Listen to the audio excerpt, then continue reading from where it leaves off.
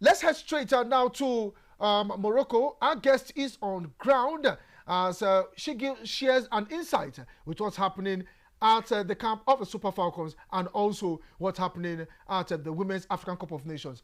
Uche Wodo, it's good to have you all the way from Morocco this evening. Uh, Good evening, Victor. Thank you for having me. And it's actually pronounced Mudo. Okay, Wodo, Mhm. thank you so much. Okay, Yeah. how has Morocco been for you? How is the atmosphere and how is the tournament so far after the group stages? It's the tournament is okay. Organization okay. It's just that the locals don't know that it's going on. Hmm. They are not keen in coming to the stadium. From what you can see on television, you can see that it's empty. It's practically empty. So sometimes when they see us wearing the tag and they're asking, "Oh, stadium start," you say, "Yeah, we're going to start." So it's okay. It's just quiet. It's more quiet than the Afcon, but it is okay. Organization wise, it's good. The other teams that have qualified for the quarterfinals, they are actually in a very high spirit. The Super Falcons are already in Casablanca, hoping to start off another round of training tomorrow after the press briefing. Then in the morning, that's the normal press briefing in the morning. Then after that, we'll see what is going to happen on Sunday. Okay, well, you talked about the locals not knowing what's happening. Is it because of the postponement in the month of March? Because the Wafcon was supposed to go down in the month of March. And probably the Moroccans didn't take it serious or probably to do more publicity the way the AFCON is. Well, women's football needs more traction. It's not just about Morocco. Even if you took it to, you've taken it to Egypt, maybe you took it to Nigeria, maybe because Nigeria is playing when we're a footballing nation, but for locals, most of them aren't really interested. We saw that at the AFCON. They were only filling the stadiums when you hear that they are going to watch good football. Maybe Morocco is playing, or maybe the Egyptians. But normally, apart from the fact that it was postponed, publicity is another thing, and CAF didn't do as much as they should have done compared to last year. Last year was a bit better. The promotion was there, but I think another thing that's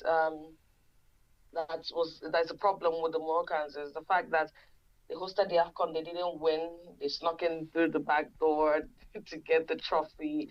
They feel we keep hosting, we don't win. So why do we even have to come out and show solidarity to the game called football? So sometimes these things tend to play a role. So I just feel that, and again, women's football is not something that people are too interested in. It's just a few people.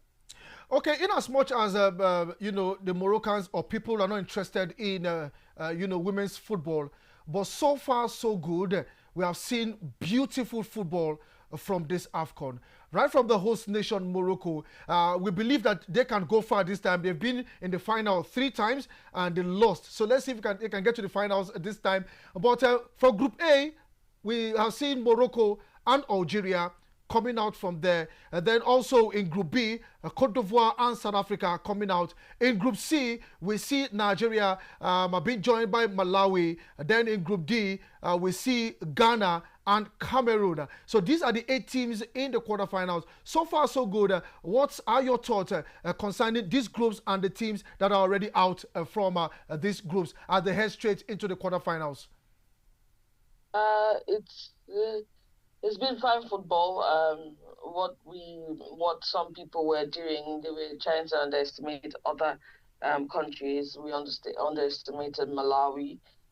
We underestimated Algeria, and we're here. We know that Ivory Coast, Ghana, South Africa, Nigeria, Cameroon, Morocco are superpowers. They have always tried in the women's football.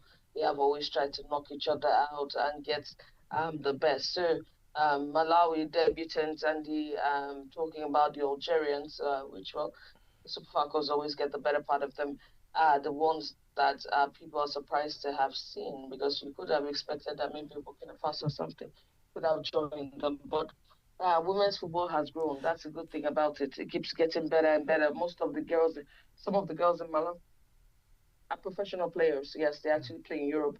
Some of them are, and two of them out of them actually won the Europa, women's Europa for last season for their club. So you can imagine the amount of professionals that we now have in African football, women's African football. So you would understand that it's grown in leaps and bounds, and that is what we want to see.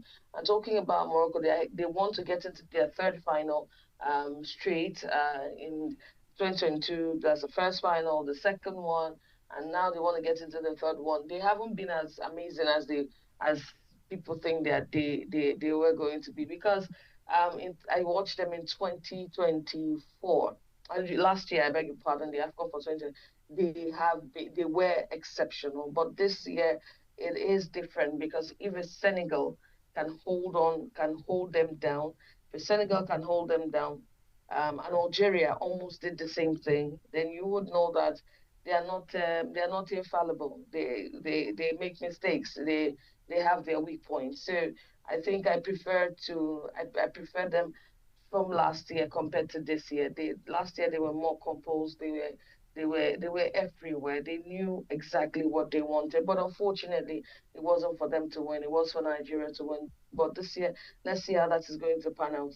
Every team that came last year that made it to the semi-final, made it to the final, they haven't been exceptional. Nigeria is an example. Morocco is an example. The Malawians are taking us by surprise. The Algerians are doing the same thing. So, and the Cameroonians, they last time their last outing wasn't very good, but this outing they have been very impressive. So those are the people that we need to look out for. That is the team we need to look out for, and they are going to be playing against Nigeria. Nigeria has always played against Cameroon, and we have always had the best ratings when it comes to playing against them, and the best results against them. I just hope that by Sunday we'll be able to replicate that.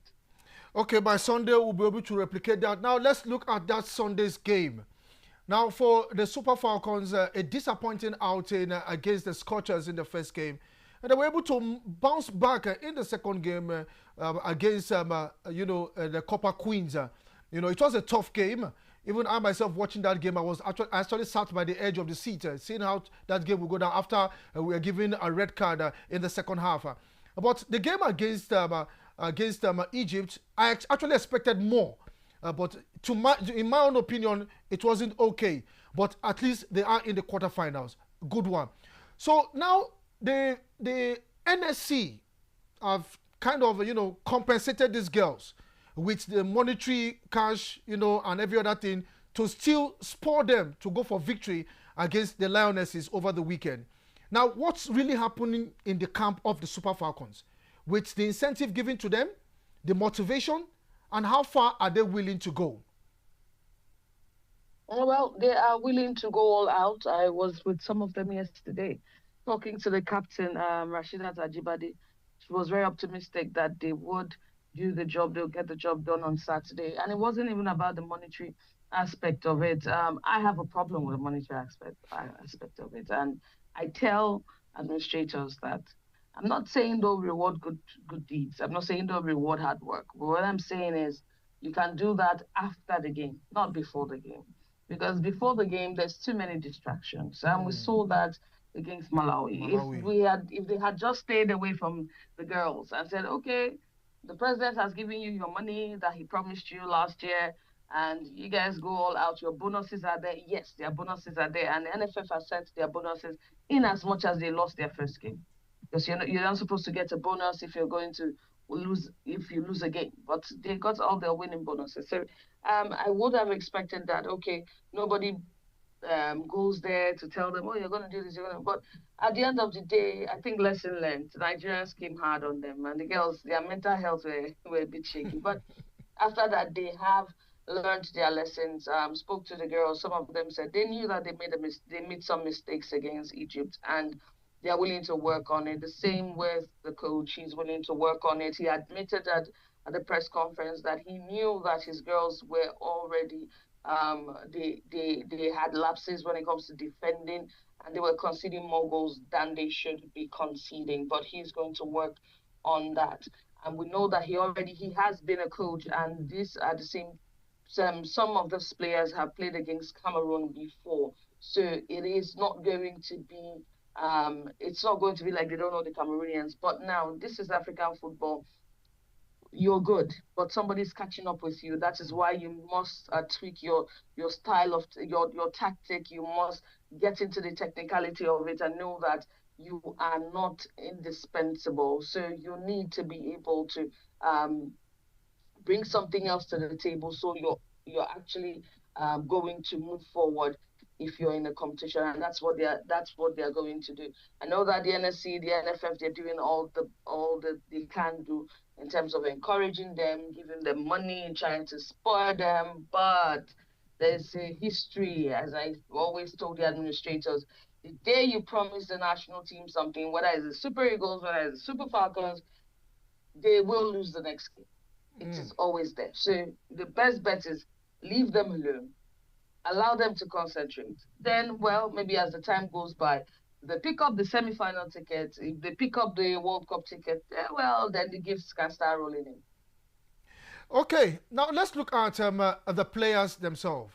The last game, I've been a fan of Gift Monday, and I saw her introduced into that game. Kanu also was introduced, and there was this pace in the team that resulted to many of those penalties, and we saw the free flow of these players. Ashat Oshoala has started the last two games. I don't know if she'll be available for on Sunday's game, or we will see Gift Monday coming in, and also Kanu also coming in, and let's see pace in that game. I don't know what if you can share more thoughts on the players coming in and what the coach really needs to do. Okay. Let me borrow the thoughts of Coach Madugu. He will tell you that I pick players based on what the team I get, based on the kind of team that we're playing. So players are picked based on the team that they're going to be facing. So Asisa Toshala was like a dummy. Because I know I had that conversation at the stadium. She was like a dummy. Okay, the Egyptians know who Oshala is, but do they know who Gift Monday is? Do they know who Joy Mowa is? Do they know who Uche Nakano is? Now you see an Oshala. Oh, okay, let's just clamp her down. Let's charge her down. Let's make sure. Let's time her runs. Let's be able to cut that passes that's gonna come to her. But do you know Gift Monday? So when she was introduced, it was different. It was the element of surprise. So I do not know if he's going to go that route again, or if he's just going to go with a Gift Monday, up from the bench and says, okay, you're not going to come in as a sub, but you're going to be a starter. Then later we'll see how we're going to introduce other players. And that element of surprise is something that I really like when it comes to Justin Madugu, because he has players on the bench that can actually turn a game on its head. And that's what we want to see. So against the Cameroonians, the girls know that the Cameroonians are very, very physical. So he needs to make sure that there's composure and maintain a free-flowing football and control that midfield. That is why Tony Payne is there. Yes, we were asking the other day, oh, was she going to be playing against Egypt? And he felt like he was just saying, oh, you'll see what is going to happen. But we saw her introduced, and they were trying to choke her in the midfield, but she still found a way out. She still found a way out to always wriggle her way out of that dicey situation. So, Asisat Oshoala, I doubt if she's going to start the game. If she starts the game, it will just be a game plan. It will not be that she is the center of. She's going to be at the center of making it happen for Nigeria on Sunday. Okay, should we say that this team is work in progress? Because from your analysis, should we say this team is work in progress? Right from the game against Malawi, we have seen this steady, improvement. In your own opinion, do you think this team is still work in progress, or they can still do more? The way Nigerians are expecting them to do? They can still do more.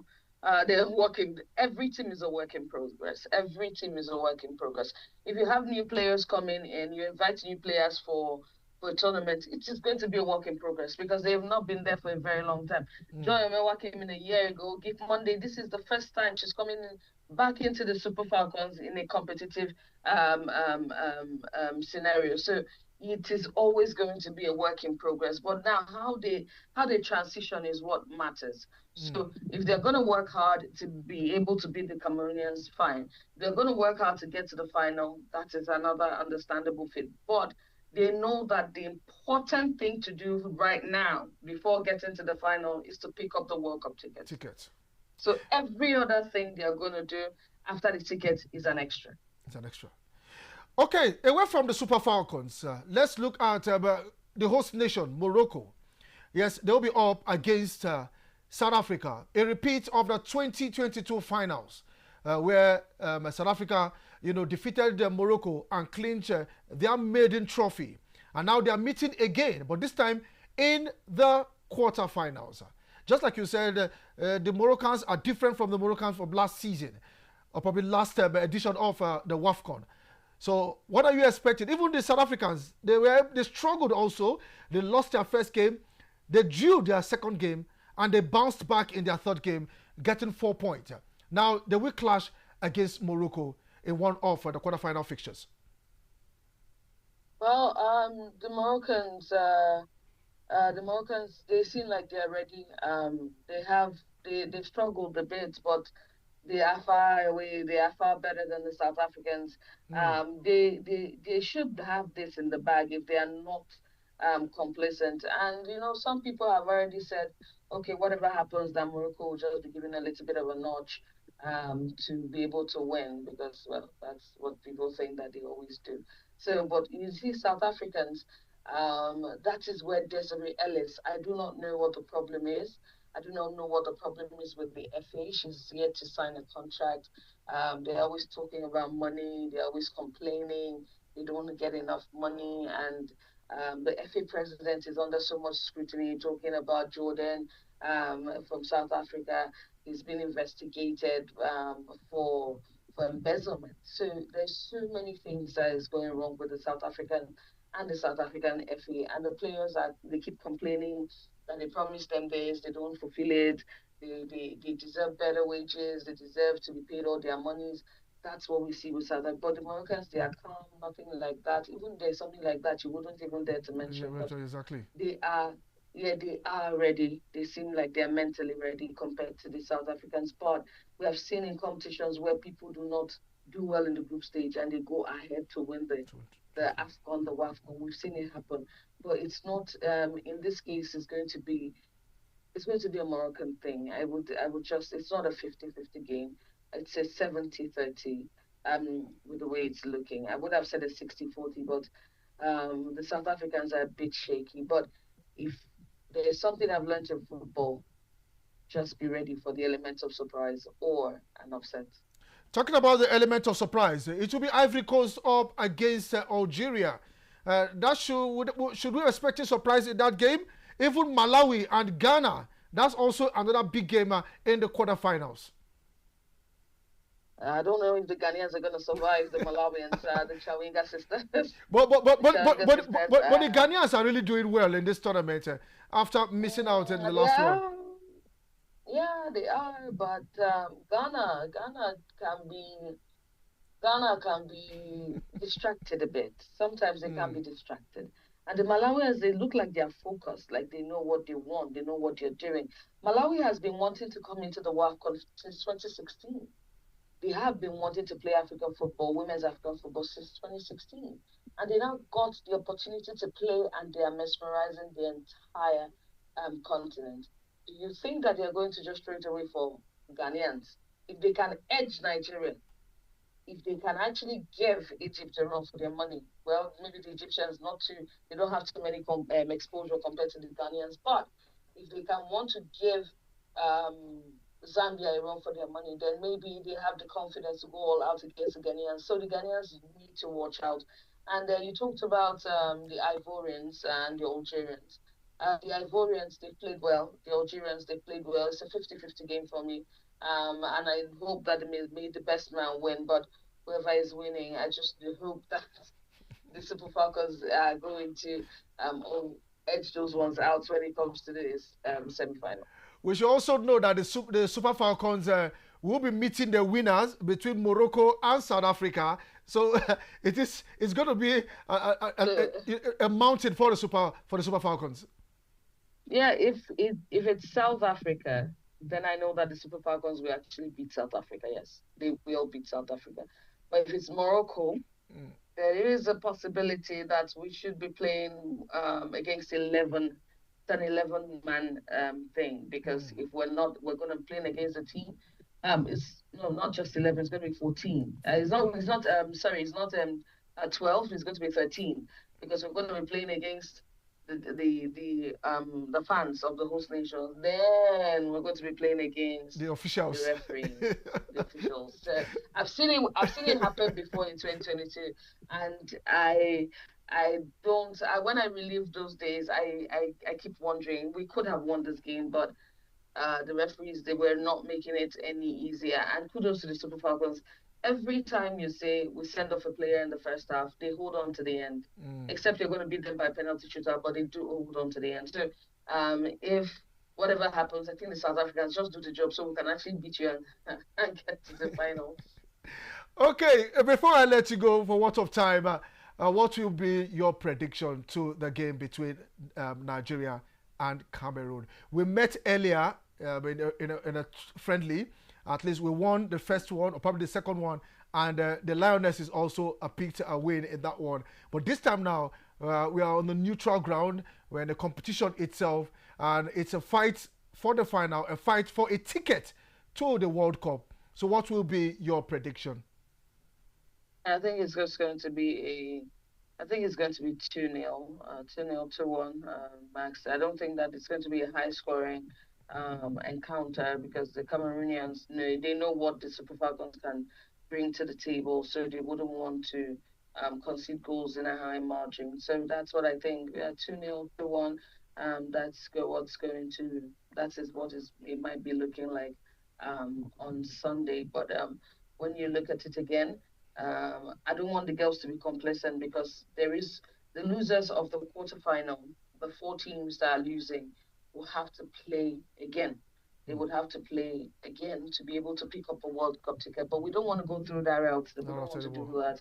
We just want to. There is an opportunity. If you miss out on the semi-final ticket, you can't still pick up the World Cup ticket when you play. But that's not what we want. We just want to pick it up straight up and put those ones behind us and maybe move to the final. If you were Justin Madugu, what will you be telling the girls? I'm Justin Madugu. It's not easy coaching female team, but women. But if I am in his shoes, I would say enjoy the game, be comfortable, don't be callous. We saw Alozie being callous on that day. She shouldn't have brought out her arm. It wasn't necessary. You have guided the ball. You have gotten what you wanted. Picking up a yellow was needless. It could have been a red. It could have just been a red. It's don't pick up needless fouls. Make sure that you close up the gaps. Make sure that you control the midfield, but enjoy the game along the way, and make sure that whatever you do, your passes are accurate and precise. Okay, thank you so much, Uche. I know definitely you might go around and watch the girls if they will be available this evening, but you said tomorrow morning after the press conference, they will also go for training. We wish the Super Falcons all the best. I will also wish you the best too, because we want to see you guys get to the semifinals. And when you come back home with the trophy, you follow them also come back home with the trophy. Thank you. That's the prayer. Well, we know we are praying nation. We pray a lot, so let's be praying and doing the work. Okay, thank you so much, Uche, and be safe there in Morocco. Thank you. Thank you very much. Okay. That's Uche, a sports journalist, but not at home, this time covering the Wafcon in Morocco. Well, this is where we'll wrap up the show, but I'm not going to leave you alone. I'll definitely go back to that highlight between Cape Verde and Cameroon one of the yes, the team that will meet in the quarterfinals. Talking about the indomitable Lionesses of Cameroon. And every other highlight that will be available for today. Do have yourself a beautiful day ahead. Good evening. Welcome to Casablanca and to the Larbi Zaouli Stadium for the finale of the group stage of the 2026 Total Energies Women's Africa Cup of Nations.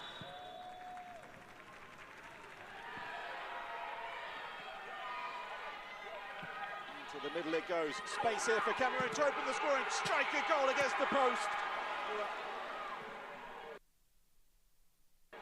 And Bellew. And now Cape Verde can break at the other end. And where's that going? Oh, well, it cannoned off. And now it's on Gwenny in. She gets the touch, and she gets the Abega to deliver the cross. Eto, into the middle it goes. They're queuing up Cameroon. Excellent opportunity, and an even better goal. That is how you finish. Thumping drive. Watches on. Here's Lair for Cape Verde. Up towards Vat Morera. Nice touch away. And they're in behind.